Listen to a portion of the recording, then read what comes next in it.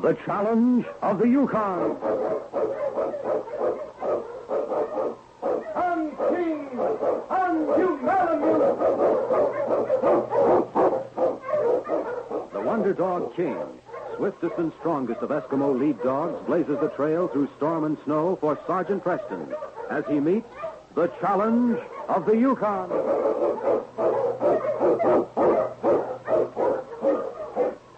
Sergeant Preston was typical of the small band of Northwest Mounted Police who preserved law and order in the new Northwest country, where the greed for wealth and power led to frequent violence and bloodshed. But in spite of the odds against them, Sergeant Preston and his Wonder Dog King met that challenge, and justice ruled triumphant.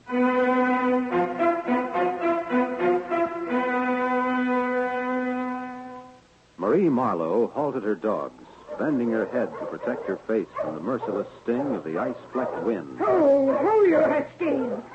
A small dog jumped from the sled, following her through the snow to the door of the cabin. Oh, my poor little Toby. Now, never mind. I don't like this cold any more than you do, but we'll soon be inside. There now. Indoors with you. Over to the fireplace. That arm should be all right within a few days, Munilac. Philip Marlowe, what in the world are you doing? Marie, my dear, I didn't expect you back so soon. Come in, my dear, and close the door. Come in. I'll come in all right. Or does a civilized person have a welcome in this cabin? What's the idea of this savage being here? Marie, please. This is Munilac, an Indian brave. He was wounded and... Indian? I knew I never should have come to this forsaken country with you in the first place. It isn't bad enough that there are wild beasts in the forest, but the country's full of Indians. You haven't seen many Indians, Marie. I assure you... And my good table linen. My linen tablecloth. Why, you cut it up. Well, there was nothing else I could use for bandages. Look at it. Ruined. Munilac, I think the arm will be all right now. Do you feel well enough to travel? Me go now. Moonalak thank white man. White man, remember what Moonalak tell him? Yes, I'll remember. Not go there till Sergeant Preston come. Of course not. Good. Talk. If you'll be good enough to open the door for this, man, Philip. Well, if I can do anything more for you, Munilac, come to see me. He'll do no such thing. Me go now. Goodbye. Good luck. And now, perhaps you'll tell me what this is all about. Look at this tablecloth. It's a wonder you didn't rip the napkins apart, too. It's a fine thing when a woman finds her husband entertaining sex. Marie, I've already told you the man was wounded. He needed help. And you, with your kind heart. Oh, I knew I... What did he mean when he told you to remember what he said to you? Well? Well, he said he'd been hunting, that he'd stop by that stream about a mile away from the cabin going north. He found flakes of placer gold on the banks. But as he stood there looking at them, someone fired on him. A likely story. I never met an Indian yet who didn't lie. Here, Indians are no different from whites. You find good and bad ones. And the bad ones are no worse than some people I've known. Don't contradict me. Why did he tell you not to go there until that Sergeant Preston comes? I'm sure I don't know, my dear. Probably feels that it'll give him ample time to take the gold away himself. If he wanted the gold himself, he wouldn't have told me about it. Now, whatever his reason was for saying to wait, I don't know. But it must have been a sound one. And I suppose you intend to do just that. Wait for that Mountie to arrive. He may be in town very soon. Philip Marlowe. Ever since the day we set foot in this Yukon country, I've heard nothing but talk about what you do when you made a strike. Now, when one is as good as just dropped in your lap, you're just going to wait around for some Mountie to arrive. But, my dear... No buts about it. You're not going to let an Indian beat you to that gold. If it's there, you're going to get it.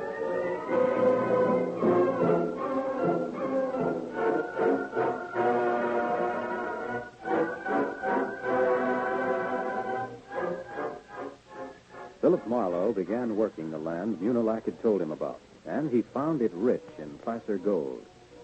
3 days passed, and in the cafe in Center City, two men sat talking at a small table. I tell you, he's been there 3 days straight, Sam. And what's more, he's lifting the real McCoy out of that gravel. You ain't done nothing to make him suspicious, have you? Hey, listen, what do you take me for? So far as he knows, there ain't nothing between him and town except that cabin of his. Only that ain't no sign that he ain't going to start nosing around.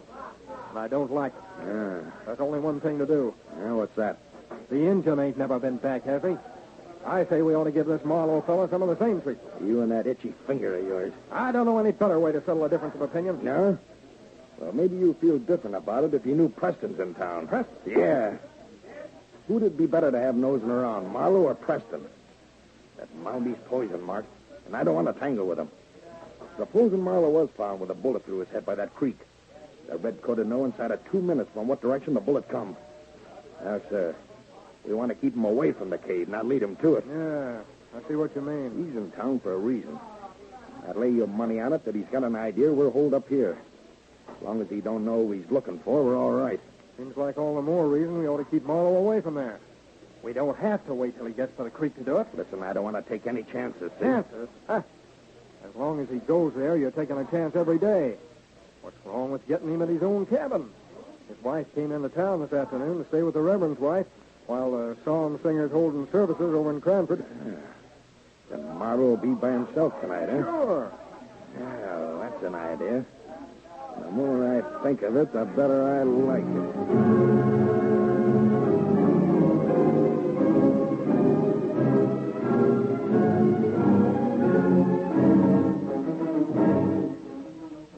Meanwhile, in the cabin that served as headquarters in Center City, Sergeant Preston talked with the Indian Munilac.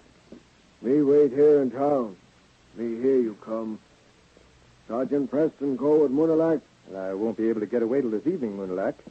Right now, I'm interested in finding out about every stranger who's come into or gone through Center City in the last 3 weeks. You trail fella? 2 of them, to be exact. Trail robbers. They've stolen gold and furs from sled drivers from Melville to Center City. But King and I'll take to the trail with you this evening, if it'll make you feel any better. So that shooting may have been accidental. No accident. 1 bullet hit Munilac. Munilac dropped to ground. Then 2 more bullets fired. Munilac hunted like caribou. No good. White men try to kill. That is strange. Munilac wait. Go with Sergeant Preston. We'll be ready.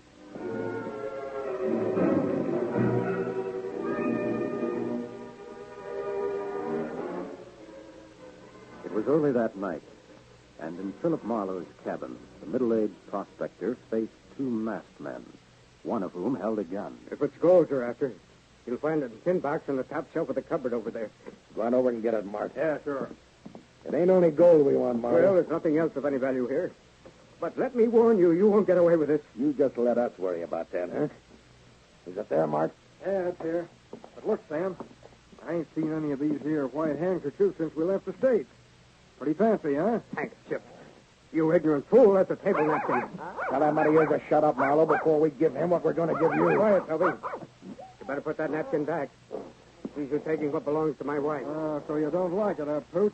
Why, I'll teach you to tear stuff from my hands. Takes a brave man to kick a dog, especially when he's got somebody covering him with a gun. Well, you've got what you came for. Now get out of here. You didn't understand what I said, buddy. It's your turn now.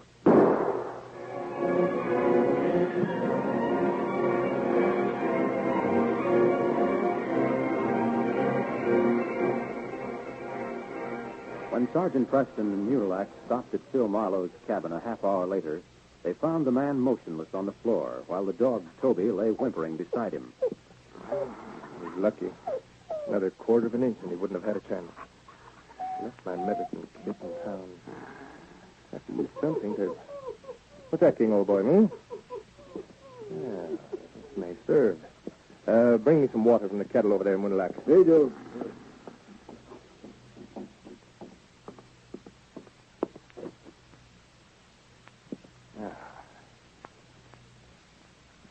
That up a bit. There we are. As the great Malamute stood silently watching his master take the soft piece of cloth he'd found on the floor, King wished there was some way he could convey his thoughts to Preston, because as he picked up the cloth in his teeth, he caught the scent of the dog Toby, as well as the scent of a man. And the man scent that filled his keen nostrils was not the one of the wounded prospector. I think you'll be unconscious for a while, Munilac. You stay here with him. King and I are going to follow whatever tracks we can find in the snow. Come on, fellow.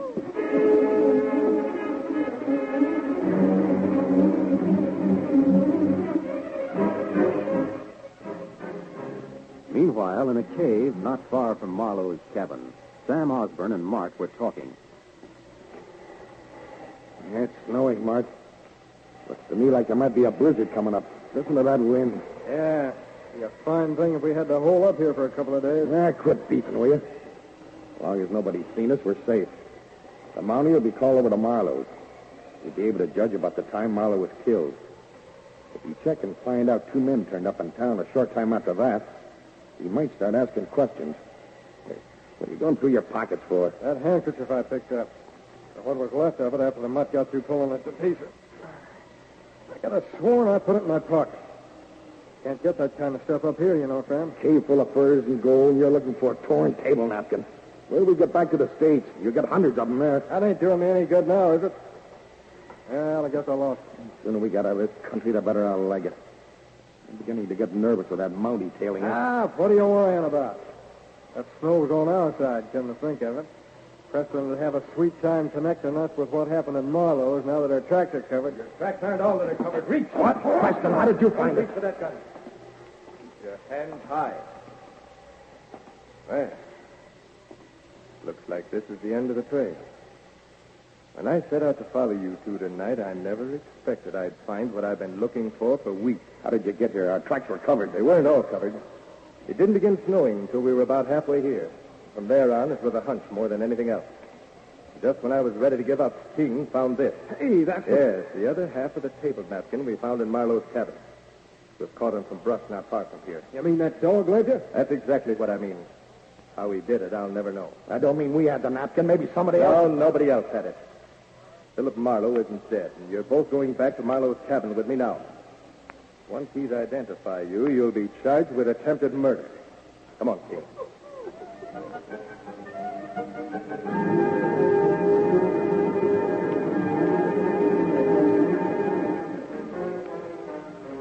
When Sergeant Preston arrived at the small cabin a short time later, he found Marie Marlowe crying bitterly as she tended her husband's wound. It's all my fault for leaving you alone. When Reverend Talbot got back to town, I came right home, but I... Now, Marie, my dear. Just as well you weren't here. They're the men, Sergeant. I recognize their Mackinaws, even without hearing them say a word. What I don't understand is why they tried to kill me. I didn't have much gold here in the cabin. Still, I heard in town that you'd made a strike up this way. Yes, Munilac told me about the location. By that little creek about a mile from here.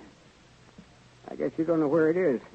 But believe me, it's the luckiest thing that ever happened to me. Well, I do know where it is, and I think that's the explanation for what happened tonight.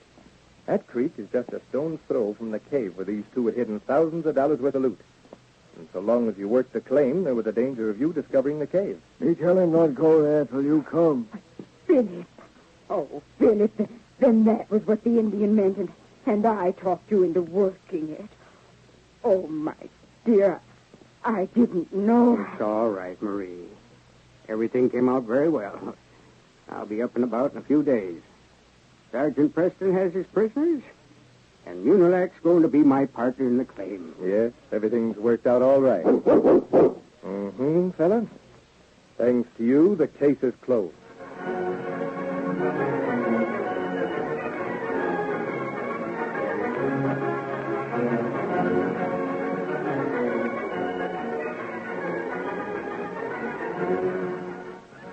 These copyrighted dramas originate in the studios of WXYZ Detroit, and all characters, names, places, and incidents used are fictitious. They are sent to you each week at this same time and originate in our transcription studios. Bob Height speaking. This is the Michigan Radio Network.